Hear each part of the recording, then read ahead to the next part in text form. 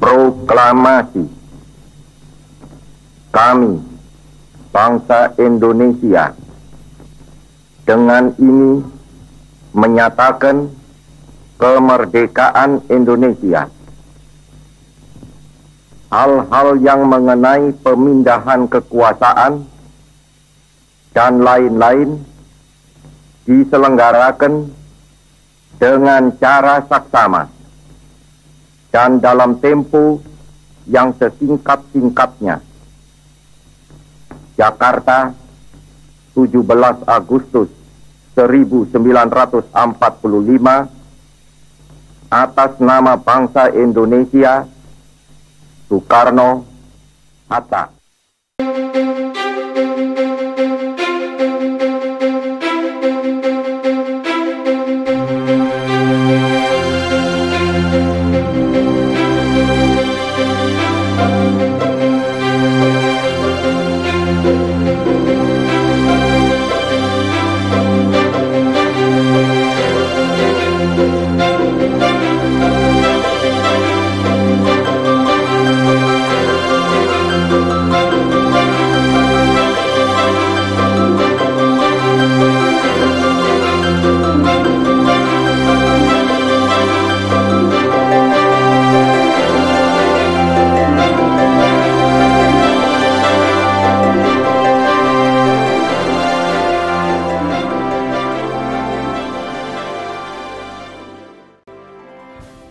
Upacara ulang tahun Republik Indonesia yang ke-75 ini sangat berbeda dengan upacara sebelumnya karena saat ini semua anggota upacara memakai masker dan mematuhi protokol kesehatan karena adanya COVID-19 yang sedang menyebar ini.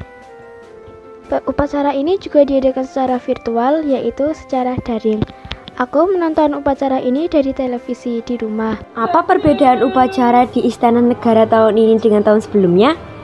Tahun ini, negara tidak mengundang masyarakat ke istana dan hanya dihadiri 6 pejabat negara saja. Halo, nama saya Marcelinus. Jadi, saya mau menjawab pertanyaan tentang upacara HUT RI. Jadi, pertanyaan yang pertama, ada perbedaan upacara di Istana Negara tahun ini dengan tahun sebelumnya? Jawabannya adalah berikut 5 hal yang berbeda di HUT ke-75 RI. Nomor 1, tak undang masyarakat ke istana karena paham masih ada PSBB dan mengutamakan kesehatan masyarakat dan protokol kesehatan. Hanya dihadiri 6 pejabat negara. Pejabat yang hadir yakni Presiden Joko Widodo atau Jokowi sebagai inspektur upacara dan Wapres Ma'ruf Amin. Kemudian 4 pejabat lainnya petugas upacara. Mereka yakni Ketua MPR Bambang Susanto dan petugas pembaca teks proklamasi, Menteri Agama Fadlil Razi selaku pembaca doa, dan Panglima TNI Marsikal Hadi Cahyanto dan Kapolri Jenderal Idam Aziz. Ketiga, tak lebih dari 100 orang yang hadir di istana. Keempat, hanya 8 paskibraka yang bertugas.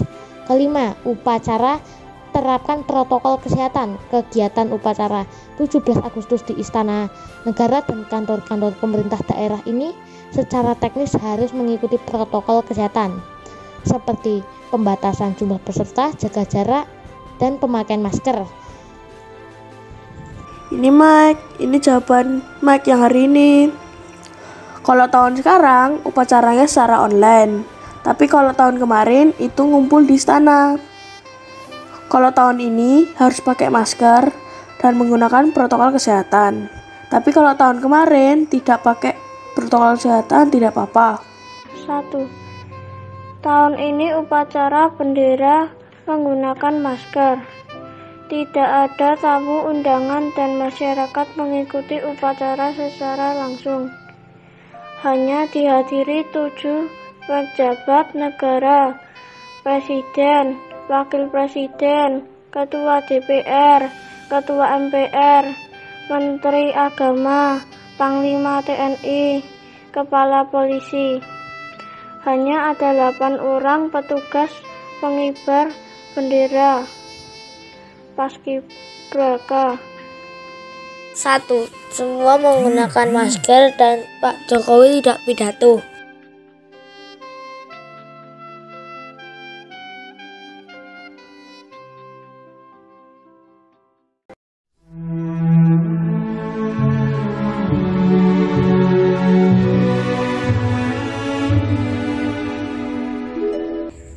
Perasaanku bangga dan senang saat melihat Pas Pampres menggunakan baju adat, karena ternyata banyak macamnya dan unik-unik.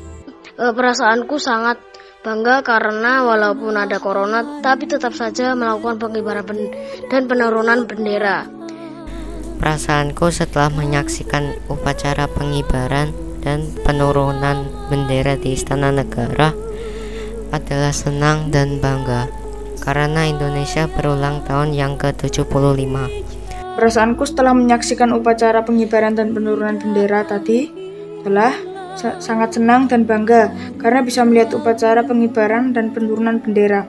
Bisa melihat Indonesia melalui pakaian adat, tarian tradisional, dan lagu-lagu melalui virtual. Perasaanku senang bisa mengikuti upacara bendera dengan melihat live streaming. Perasaanku, aku bangga jadi anak Indonesia yang memiliki pahlawan pantang menyerah hingga merdeka.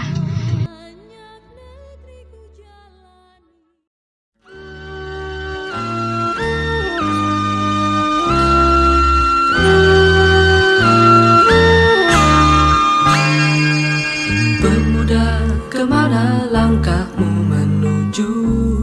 Apa yang membuat engkau ragu? Mengisi kemerdekaan dengan melestarikan hutan dan lingkungan. Oke. Aku akan menjaga kelestarian Indonesia sebagai teman Garuda supaya Indonesia jaya selama-lamanya. Terima kasih. Aku ingin berjuang untuk melestarikan budaya dan hewan dan lain-lainnya, seperti monumen dan semua yang telah diperjuangkan oleh semua umat manusia yang berada di Indonesia. Yang jawaban yang ketiga, aku ingin Indonesia selalu merdeka walaupun satu kali. Aku sebagai teman Garuda ingin bisa menjadi anak yang lebih baik dari hari ke hari dan ingin membanggakan negara Indonesia. Setelah melihat upacara pengibaran dan penurunan bendera, aku berniat meneruskan perjuangan pahlawan Indonesia yang rela bertaruh nyawa demi Indonesia. Negeri ini butuh generasi penerus yang kritis dan berani menyuarakan sebuah kebenaran agar Indonesia terbebas dari orang-orang penindas. Menjaga tanaman atau menyiram, menyapu, mengepel, mengolah kaca, menanam tanaman atau reboisasi dan lain-lain.